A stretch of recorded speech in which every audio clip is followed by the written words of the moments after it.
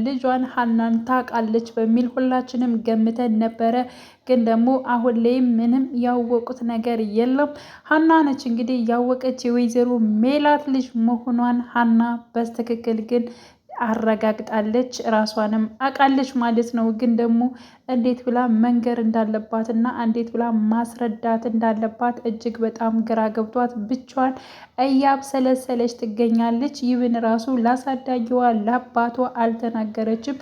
እጅግ በጣም ባየችው ነገር ስትጨናነቅ እንቅልፍ ማታ እንዳደረች እንግዲህ ሁላችንም ያየነው ነገር ነው። እንግዲህ ያው ስልክ ተደውሎላት በአስቸኳይ የጠራት እንግዲህ አሴር ነው። አሴር እጅግ በጣም ደስ ብሎት ነው የደወለላት። ምክንያቱም አባቷን ለማሳከም የሚሆን ያው ለአሁኑ ለመጀመሪያ በቂ ገንዘብ ስላገኘ በዚያን ምክንያት ደስ ብሎት እንግዲህ ያንን ለማሳወቅ ነው የደወለላት።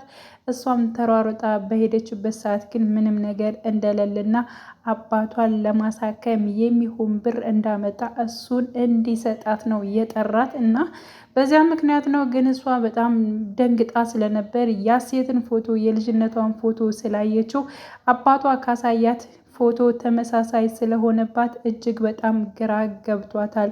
ምክንያቱም በስህተት የገባችው በተለያዩ ነገሮች የእሷን ታሪክ ወስዳ ሸውዳ የገባችው እርግብ ያለውን ነገር ሴራ አሁን ላይ ሀና ብቻ ነች እየደረሰችባት እና ይህን ነገር ግን ባየችው ነገር እጅግ በጣም ግራ ገብቷታል። በዛሬው ፓርቱንን ለመናገር ያው እውነቱን እናውቃለን ብለን በጣም ተስፋ ነበረን። እናትና ልጅ ይገናኛሉ የሚል ተስፋ ነበረን፣ ግን ደግሞ አልተገናኙም።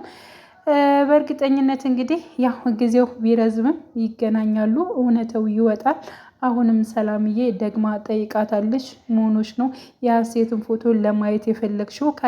ካየሽስ በኋላ እንደዛ በድንጋጤ የወጣሽው ምንድን ነው በማለት እንግዲህ ጠይቃት ነበረ። ሲቀጥል ደግሞ ያው ዩቲዩብ ላይ የተለቀቀውን ቪዲዮ እስኪ ኢንተርቪው የተደረገችውን የእርግብን ቪዲዮ አሳይኝ በማለት እንግዲህ በሰላም ሞባይል እያየችው ነበረ። ባየችው ሰዓትም አሁን ላይ እጅግ በጣም ግራ ገብቷት በዚህም ያክል እንዴት እንደዚህ የሰው ልጅ ማድረግ ይችላል፣ መስረቅ ይችላል በማለት እጅግ በጣም ግራ ተግባብታ አሁንም ተርበትብታ ከክላስ ስትወጣ እንዲሁም ደግሞ ሰላምዬ ስትከተላት ነው እንግዲህ ፓርቱ ያለቀው። እውነት ለመናገር እኔ በጣም ጉጉት ብዬ ነበር የጠበቅኩት። ምክንያቱም እናትና ልጅ ይገናኙ የሚለውን ሀሳብ በቃ ይገናኛሉ ብዬ ነበር ዛሬ እና ግን አልተገናኙም። እስኪ እንግዲህ ቀጣይ እንጠብቃለን። እዴ ቻናሌ ቤተሰቦች በያላችሁበት ሰላማችሁ ይብዛልኝ። መልካም